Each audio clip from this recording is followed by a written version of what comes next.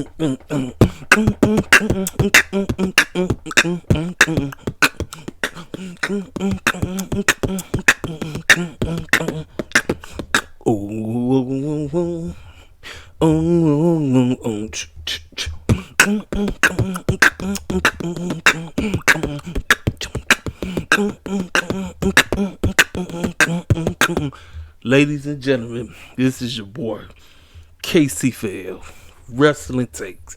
Come on in and join your boy. We are about to discuss Wrestlemania 39 Night 1. Remember, at the end of my Revolution pay-per-view, I told y'all, I said, ain't nowhere in the world WWE is going to be able to top what Tony Khan and them did at Revolution. Ladies and gentlemen, they halfway there. Night 1 was excellent. I'm serious. I'm coming on here showing myself beatboxing Sami Zayn's theme song, ladies and gentlemen. Come on now. Night 1. Top to bottom. I'm going to talk about the bull crap that I didn't give a crap about on the show. But top to bottom. Tonight was all about the feel-good moments. Feel-good moments. Night 1 gave you exactly what you wanted. I mean, everybody expected Austin Theory to retain. He cheated to win. Fruity Pebbles did the job. He came through, did what he had to do. I did not listen. Remember, I picked the Street Profits at first, but then I saw them kept winning on Raw and all the other stuff. I said, no. I said, they're not going to win. Boy, was I wrong. Boy, was I wrong. Man. My goodness. Street Profits won. Then Seth coming out there looking like a complete clown. Logan Paul flying in, trying to be like Shawn Michaels from WrestleMania 12. To the girls with the 6 women tag team match. I mean, heck, Rhea and Charlotte did their thing, y'all. They did their thing. And the match of the night for me, oh my goodness. My most anticipated matchup delivered on all cylinders, ladies and gentlemen. They delivered on all cylinders. Rey and Dominic, from the entrances to the storytelling to everything. Then the main event itself. I mean, we got a lot to discuss. First, before I go over the WrestleMania card, I want to talk about stand and deliver. And I'm going to be 1,000%. I was looking forward more to stand and deliver. But I'm going to be honest with y'all. I walked away unsatisfied. Even though I got majority of the card right. I don't know. It just, a lot of things on that card just felt flat. I get what they were trying to do. They were trying to make moments. They were trying things. But just like the situation that happened at Ring of Honor last night, Supercard of Honor. It's a dumb spot that was very unnecessary. I pray for Tiffany Stratton's back. She was on top of the ladder. She went flying off. And the girls were supposed to catch her. They didn't catch her. Her back hit bare ground. Hit concrete. Man. Now, here's the deal. I had Roxanne retaining her championship. Indy Hartwright is your new NXT Women's Champion, thanks to Dexter Lumis, of all people. I didn't see him pull it up. He came through. He helped to win. Kudos to her. Now, on the pre-show, the matchup that got booted to the pre-show, I thought it was going to be on the main card. It was Schism versus Chase U. Now, I told y'all I expected Chase U to lose because of how my mans was acting. Well, turns out I didn't even see the match. Chase U won. Schism is broken up. It is what it is on that. I can't really rate that match because I didn't see it. Let's see. The tag team, the men's tag team, triple threat tag team match. I'm going to be honest with y'all. The matchup felt very flat. I was expecting them to do work, and it did not help. Just like the Ring of Honor crowd, the NXT Stand and Deliver crowd was very weak. Very weak. And I say a crowd helps. They make or break a pay-per-view. And what they were trying in this matchup, it didn't work.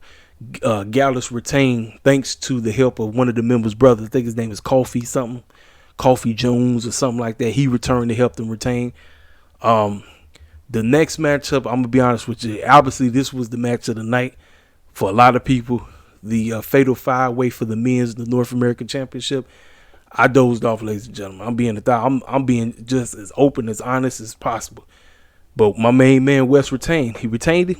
I knew he was going to retain it. He said he had to. I just got to go back there and rewatch it. He retains the North American Championship. Kudos to him. Then I believe next we got the tag team. Was it the women's tag team? No. The unsanctioned match, because that's when I woke back up. So I missed that match. I woke up for the unsanctioned match. The unsanctioned match between Johnny and Grayson Waller was pretty solid. I expected Grayson Waller to win because Johnny didn't need that. Johnny won thanks to the help of Candice Ray. You know, it is what it is on that. Then we get to the women's tag team title situation. It was just too much turmoil going on with them. And Alba Fire and Istadon are your new tag team women's champions. Then we get to the main event. Now, they hyped up this main event. Carmelo versus Bronson Reed. They hyped Braun Breaker. They hyped up this matchup. This is a match for the ages. They did everything in the power to hype it up. Now, I didn't trust Trick Williams. I was thinking, okay, maybe they're going to have Trick be on some bull jive. No. Even though Trick got kicked out in this match, he got kicked out, but he still found a way because the referee got knocked out. He came in there, tried to hit that man. He knocked him. He hit Braun. Carmelo does his finisher. He does what he needs to do. He says he's him. He is now your new NXT champion. This is our third black NXT. Let that sink in. This is our third black NXT champion. Third. First Big E. Then a decade later, Keith. And now several years later, this young man right here. That's a shame, ladies and gentlemen. It shouldn't even be like that. We shouldn't even be counting like that, because this seems that's what it always comes down to. We sitting up here counting, talk about, oh look, it shouldn't be like that. But that's the point. I didn't even trust Carmelo winning this match. Let that sink in, because of the track record that the WWE always tells when it's concerning the cats that look like me or share my skin tone. But kudos, Carmelo. I'm gonna be honest with you. The matchup, it was okay. It wasn't up to the hype that it should have been. But the best thing that happened was Carmelo walked out, and he is now carrying NXT on his back. Braun Baker is on his way up to the main roster. Maybe he might come out tomorrow and face big Bobby Lashley. But yeah, that's that. So I walked away 6 out of 10 at best. The crowd didn't help because they was very wishy-washy. They would pop for like one match, then the rest of the matches they silent. And I mean, you know. Now I got over Stand and Deliver. Wrestlemania Night 1, live from SoFi Stadium. The stage phenomenal. Listen, this is the one gripe I got against AEW, Tony Khan and company. When it comes to doing pay-per-view stages, look no further for WWE when it comes to the standard, because the E sure goes out their way creating stages. They the best at it. They've been in the game for a long time doing this. 39 WrestleManias, they've been cooking. They've been cooking, ladies and gentlemen. I got to give them nothing but props. That stage was great. Excellent stage. Excellent. So, recording artist Becky G sings the America whatever. Miz comes out. He has Snoop Dogg with him, and they welcome him to the show. They welcome him to WrestleMania. So we kick off Austin Theory versus John Cena. Austin Theory comes out. John Cena come out with the kids, the Make-A-Wish kids and all this stuff. And Austin kind of struggled. He kind of struggled with John, and he thought he was going to get an easy victory. And it came down to it. John said, "No, young man, I'm going to show you, if you're ready to be on this big stage, you got to first handle me. Handle me the right way." Was he able to handle him the right way? No. Fruity Pebbles was constantly trying to do so many different things and trying to make it seem as if he was going to walk out. And they did. They did a good job making you think John Cena was going to walk out with it. It didn't work. Austin Theory found a way to get the ref knocked out. You know the ref was going to find a way to get knocked out. Got knocked out. Low blowed that man. A-Town down. John Cena loses. Austin Theory retains his U.S. title. And that's the first match. So we off to the races on that one. Now, this matchup, I was not into it because they gave the match away like twice in the same exact week. And I didn't pick the Street Profits for the showcase because what happened on Raw. I had them. I was sticking with the Street Profits until they won on Raw. I stand to be corrected. All 8 of these men put on the classic. This was a very entertaining match. Cats, everybody doing, they did the, what is it called, Tower of Doom, where everybody was on top of each other and then they all fell down or whatever. Nice spot. I mean, listen, everybody did work. From Alpha Academy, Braun Strowman, Ricochet, Street Profits, Viking Raiders, everybody did work. Very good tag team showcase match for the men. They did a great job. I said, hey, I can't be mad at what Street Profits won. I was shocked. I said, oh, the Street Profits actually won. I said, wow. Again, goes back to what I said, WWE and their track record. I was like, I can't trust them anytime we pull up on the show. I can't. I don't care. Anybody can still come on here and say, I'm tripping, I'm bugging, I'm on some bull jive. I'm just telling you both it's true. They went out there and they showcased why they belong in the E. Street Profits did work and they won. Well deserved. It's about time. Because how many times they come on TV and they be losing and it comes to the big pay-per-views. They just lose all the time. All the time. Kudos to them. So we move on to, they was talking about Logan Paul and Seth, and they had Xavier Woods and everybody in the back, and they was hyping up WWE 2K23. Logan Paul come out here looking like Shawn Michaels. He was on the thing. They had the little net thing so he can fly, and they had him fly all the way down. He just looked lame. I said, man, I can't wait to see Seth Rollins just beat the brakes off of this punk. And he has some clown in the doggone bottle. It's his drink, whatever his drink is called. He had on the bottle mascot outfit. Well, that dude is going to be revealed as we move on into the matchup. Logan Paul, like I said, the young man can wrestle. He can definitely wrestle. I'm not taking that away from him, but I just can't stand the young man. I just don't care nothing about him. Seth Rollins came out there looking completely crazy. And he had a dude, a conductor that conducts a big old orchestra. He came out there basically getting the fans to start singing the songs. They start going, oh, oh, oh. So he go from one corner and they do it. Then he go over here to the other corner and he just kept doing. Then next thing you heard, Burn It Down. He come out there with this reddish pink fur coat just looking crazy. I told y'all, Seth Rollins is one of the biggest clowns on the planet. And speaking of Seth Rollins spoke his truth when asked about the situation that happened with Cody, about the backstage situation. He spoke his truth, and he said, I'm going to be 1,000% with you. I respect the mess out that man.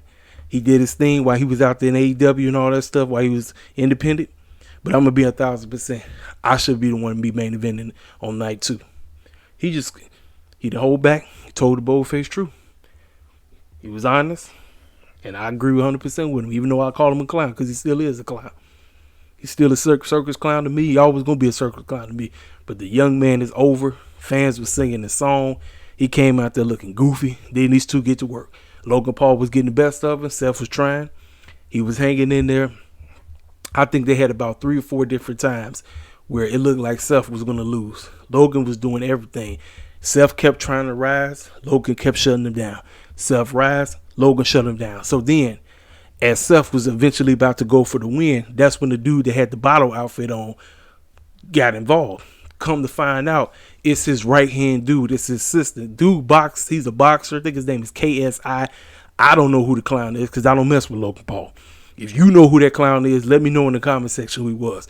But he revealed himself. So what they did was they knocked out Seth Rollins and they put him on the announce table.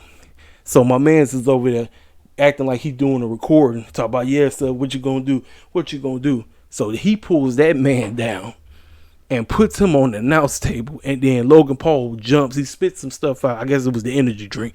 He spits the energy drink out, does a frog splash, and takes his own guy out. I bust up laughing. That stuff was funny as heck to me. So you thought that was going to be the end of the match. Seth Rollins get that man back in the ring. He about to handle him, about to do what he needs to do. Logan Paul said, oh, no, you not finna finish me. And he turns around and does the go to sleep on him. So I'm like, oh, no, it can't end like this. He tried to do it. Seth Rollins kicks out again. Seth gets him. He does the curb stomp. And I think he knocks him out, does it again. And we get it. 1, 2, 3. The right man went over. Seth Rollins finally got his just due. I say, yes, good match. Both of them did work. They did a good job. I don't care nothing about Logan Paul, but the matchup was great. They did a good job. So we move on from him to his wife. Her and her girls versus, I call them damaged goods. So Damage Control, which is Bailey, Dakota Kai, and Io Sky, they come out wearing some tie-looking outfits or whatever. Then they had a promo where it looked like it was a comic book type of thing. Everything was in gray and white, and they were showing it like it was rainy, and they was going based off of that. So that's what Becky, Lita, and Trish interest was. They was like they was in a comic book from way back in the 50s or something like that. Excuse me. I thought it was pretty solid. So we get into the matchup, and right from the jump, Damage Control takes over. Basically, I'm going to be 1,000% with you. I think out of all the matches on the show, I think this was the weakest match. Even though I thought everybody did a pretty solid job. Lita, I love Lita. But like I said, Lita, it's time to put the boots up, Lita. Now, Trish, on the other hand, though. Trish, think about it. The entire time, Becky and Lita were the only two that was able to get in. Trish was not allowed to get in. Damage Control was doing everything in their power to make sure that she didn't get up in that matchup. They did everything in their power. They tried to make sure she wouldn't get in. But when she officially got up in there, Trish looked like she picked that stuff right back up. And the fans were going nuts. They were getting into it.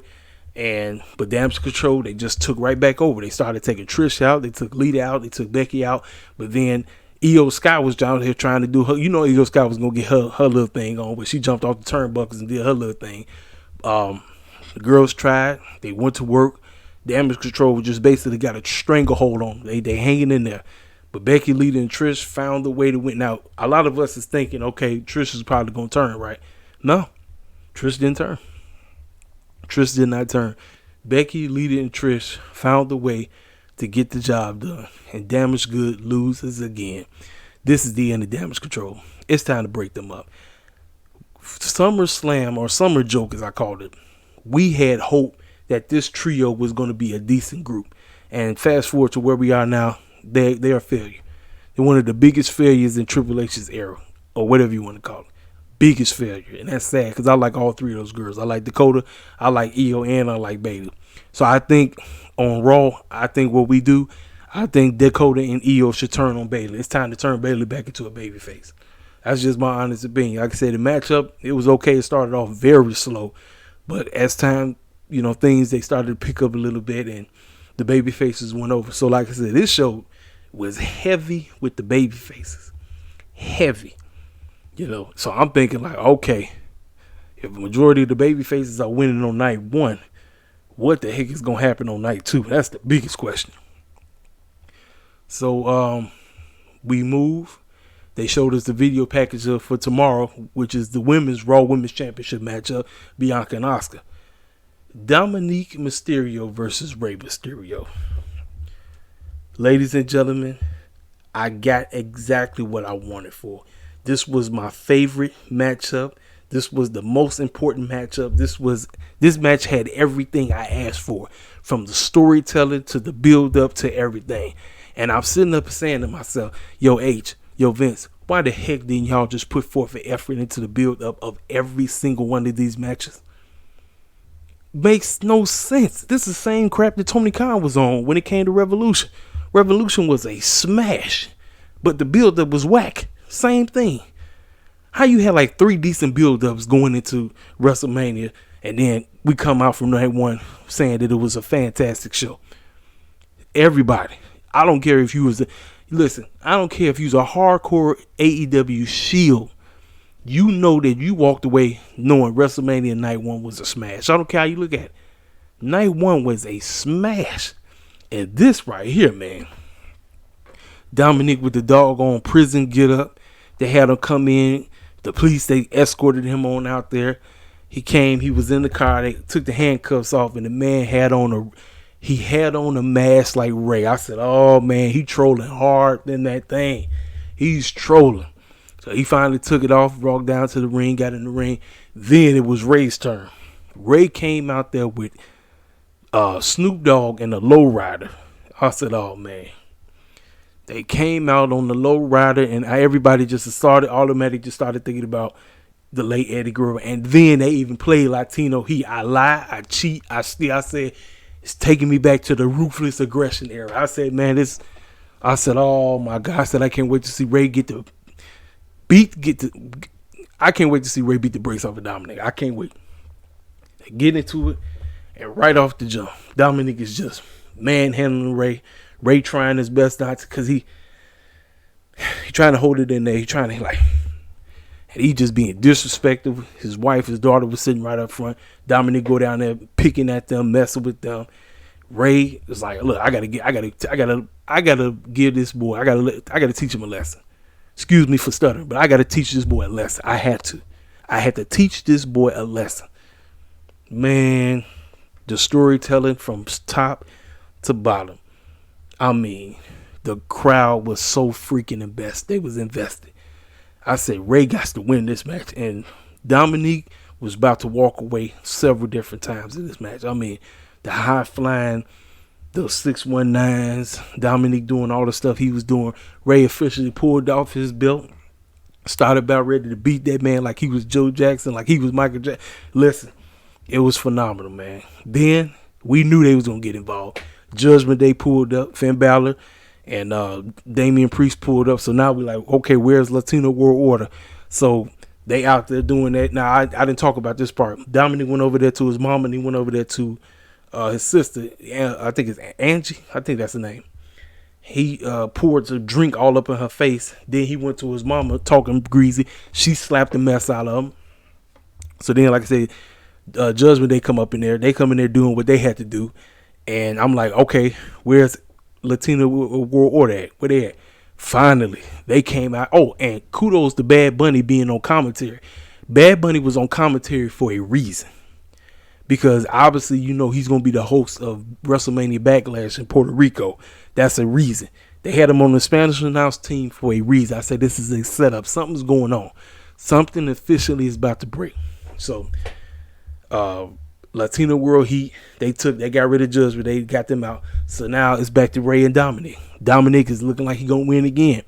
And what happened was Dominic and Ray went flying over there to Bad Bunny. So Bad Bunny was like, okay, I got to figure out what, like, and Bad Bunny officially got into it. He found a way to get integrated into it. And Ray pulled the 619, took Dominic out. Ladies and gentlemen, Rey Mysterio got the 1, 2, 3. That crowd went crazy. They went nuts. I said, ladies and gentlemen, this is your freaking match of the night. I knew this was going to be the best match on the show. I just knew it. Had the best build up. It was the most important storyline. It told a story. The story in the wrestling must be synced in. It must be synced in. You ain't having no great match if the story is off and the wrestling is off. The story must be there. The wrestling must be there. And that's exactly what it was. Ray got his revenge. Ray beat his son. He beat him. That crowd went crazy. 1, 2, 3. I was standing on my feet the whole time. I said, this is what I'm talking about. This is a WrestleMania worthy. Listen, look here. You hear me right now. The last 3 matches outside of that mess with Pat McAfee and them, any one of those matches could have main evented. And I'm telling you right now, if the late Eddie Guerrero was alive, Eddie would have been a special guest referee for this matchup. Oh, he would have had to. I would have had Eddie in there as a special guest referee. It could have been a much better story. I'm telling you. But they told an epic story. Ray got his victory. The fans went, they were excited. They went nuts. I said, that's what I'm talking about. That's what I'm talking about. This is grade A wrestling. I said, if the WWE decided to put forth an effort in telling great stories for all the other matches, I would have said, man, we would have been hyped from day one. From day one. Hey, I have no words. They did a phenomenal job. Great job. Great job. So we go from there. And we get this matchup now. Miss Charlotte was politicking hard, ladies and gentlemen. There's a video that went viral. She sat down with Ryan Satin, politicking. She was politicking, trying her best to get the main event spot. She wasn't able to get it. This is year 2 being pushed from having that main event spot. Now, if I'm Charlotte, next year, I'm going to make sure that my storyline matters so that I can get the main event for night 1. That's it. Your story got to mean something. And that's on the E. The E really didn't put forth an effort in making us care about Rhea and Charlotte. But boy, did these girls go out there and make work. They did work. Charlotte and Rhea put in work. The first half, like the first part of this match, it started slow. And when Charlotte came out there, Charlotte looked pissed. She looked ticked off. She looked like, I got booted. Okay, all right, that's fine. Me and Rhea about to show you why we deserve to get that main event spot. Boy, did they do so. Rhea and Charlotte, again, it's the storytelling. I say, why didn't they put forth an effort in getting us to care about the matchup? Could you imagine if they would have put forth an effort in them telling us a great story? I would have had no problem with her getting the main event. None whatsoever. But there was no story. People going to say, well, the story was, like she said, from 3 years ago. Okay, yeah, but that's it. What else? What else is going to make us to care, and why should we think your match should be the main event? Then these girls, they tore each other up. Now, there was a spot where Charlotte could have, apparently, I wasn't paying attention, but her neck definitely was swole, so she might got something going on. I hope she okay. Rhea had did some kind of move. I don't know what the move is. When she flipped Charlotte flipped and dang near landed on her face. I was like, man, I said that was a dangerous move. Dangerous. These girls was going. One would do a move on the other. You think it's it? They said, nope. The other girl, she would do one. The crowd was going. Like I said, they started like they wasn't into it. But as things started picking up, as they made you think Rhea's not going to win, and then they made you think Charlotte ain't going to win, I said, oh, snap. I said, this is getting good. I said, this is getting good. I said, Charlotte and Rhea, they put her in that work. Great co-main event. The ladies, they did a great job. A great job. Charlotte trying. And Charlotte, I'm going to call Charlotte the female version of Cody. You know how Cody loved to cry when he puts his promos. Charlotte is the complete opposite. That girl be crying while she wrestling. And then every match she do, that girl be crying. She just gets teared up every time she wrestles. I don't know why, but she started crying every time. Go back and watch some of Charlotte's matches. You'll see exactly what I'm talking about. That woman be crying left and right. Just crying. Over and over and over again. I'll be like, So she did her move. She did a moonsault. That wasn't enough. Rhea did her move. She thought it was it. Oh, and we finally got to her. Charlotte thought she was going to put the figure four lay in there. Rhea said, oh, no, girl, you ain't doing nothing. Rhea did her move. She finally got it. She put it as she was going to get it to tap. She didn't tap. So then she said, all right, this is enough. I'm about to take this girl out. She took her out. Crowd went nuts. 1, 2, 3. Rhea Ripley is now your new SmackDown Women's Champion. Well deserved. It was about dang time. Rhea got her moment, and you saw as Charlotte was hanging outside the match, she was crying, but she was very happy for her. She was glad that she did the job. She did the job for her. She was clapping. She was very proud. She put her over. Great. Now what? That's the next chapter. What's next? Rhea is now running SmackDown. Great. Ladies did a good job. I said, so right now I'm sitting at a 4 and a 5. So now it's main event time, right? We get the Miz and Snoop Dogg come out there, and they talking about, they said it was a total of almost 81,000, if I'm not mistaken, which is great. Excellent. I mean, people, they spend their hard-earned money to go to these things. This thing been in business for 39 years, so you know fools going to pull up. You know fools are going to pull up. So they talked about the audience and all that stuff, and then Snoop Dogg said, hey, Miz, hey, I think you want to be on the show? Like, what you talking about? Well, I think you should be having a match, right? And then he said, you know what? It's true. I have been touting. I've been on Facebook. I've been on Twitter. I've been on TikTok. And I've been putting out there, I'm putting up an open challenge. And is anybody going to answer the call? Well, you had Corey Graves and Michael Cole on commentary talking. And Pat McAfee's music goes off. That crowd went nuts. And Corey Graves sounded very angry. I said they setting up something. I don't know what that's going to be.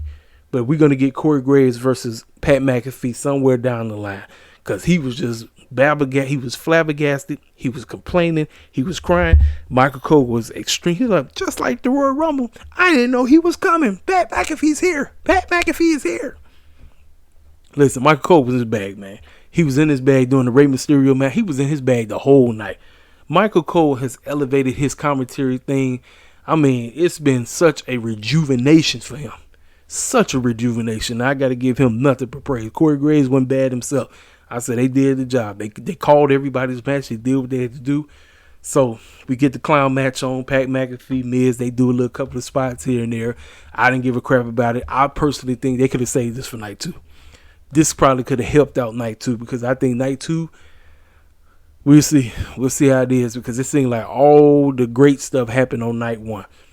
Like I said, it's still to be determined on what we're going to get on night 2. But night 1 carried WrestleMania right now.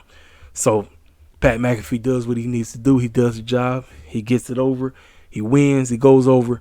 And then that's that. So then they start showing what's going to happen tomorrow. The triple threat. Omos versus Brock.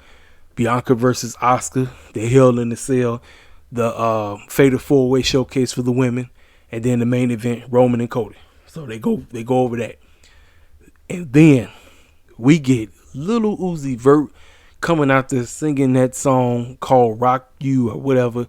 He out there looking like a straight up demon, buck dancing buffoon. I'm like, what is this clown doing out here? Nobody trying to see you. Like I said, that song was dumb.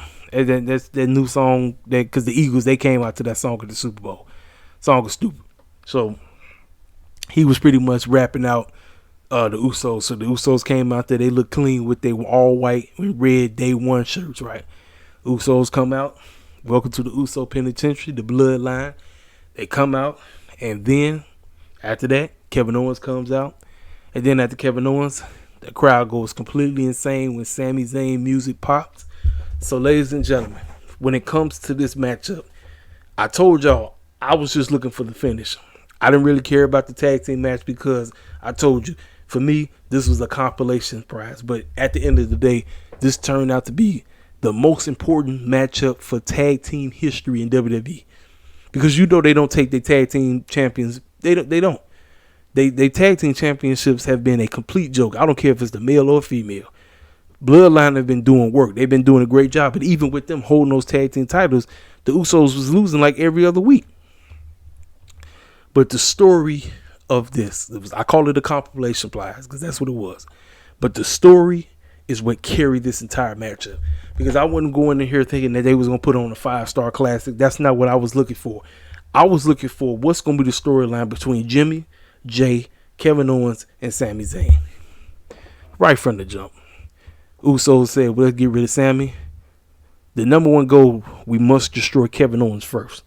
We're going to be able to get to Sami when we can. We must take out Kevin Owens.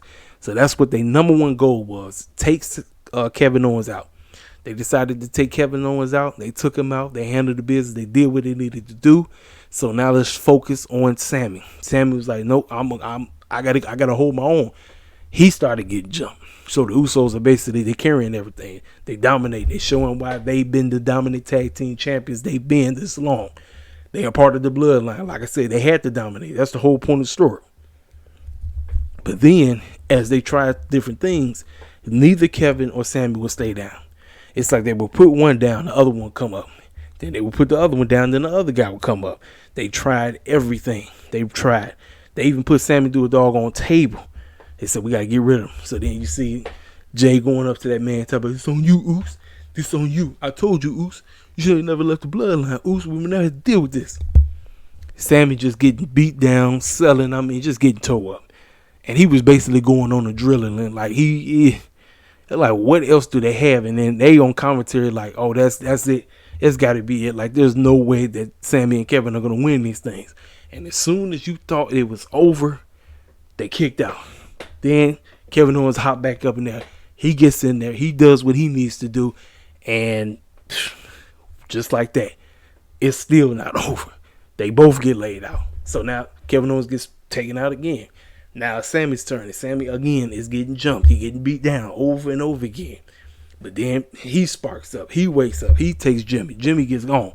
Now it's just him and Jay. He taking Jay out. He doing this. And then that's when Jimmy tried to hop up in there. Kevin Owens popped up in there, studied that man. He took that fool out. Sami Zayn does his, I forgot what it, matter of fact, Jay did Sami Zayn's move. I forgot the name of it. He did the same exact move to him. Did it. He did it again. Ladies and gentlemen, 1, 2, 3. We are now sitting here with your new undisputed tag team champions. The crack of the bloodline is continuing. The Usos no longer have their undisputed championships. What the heck is Roman Reigns thinking, ladies and gentlemen? When Sami got the 1, 2, 3, that crowd erupted. I said, ladies and gentlemen, this is what it is when you're so freaking over and you want to see somebody succeed. And when they finally succeed, the crowd goes wild. That's called great storytelling. Unfortunately, it's still a compilation surprise. It's still a compilation prize.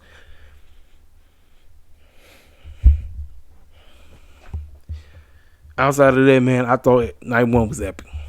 Night one was phenomenal.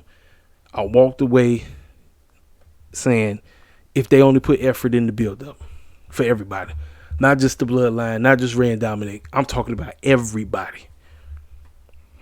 Night one was great. Best crowd all weekend. The Ring of Honor crowd, garbage. The Stand and Deliver crowd, garbage. SoFi, phenomenal. Everybody did a great job. Everybody. Fans was crazy. The atmosphere was wild. The stage was great. I mean, you couldn't ask for a better WrestleMania. A WrestleMania opener, day one. Night one, killed it. Night one, they did their thing. Now, ladies and gentlemen, we got night two coming up tomorrow. I will be right back here to talk about everything that happened on night two.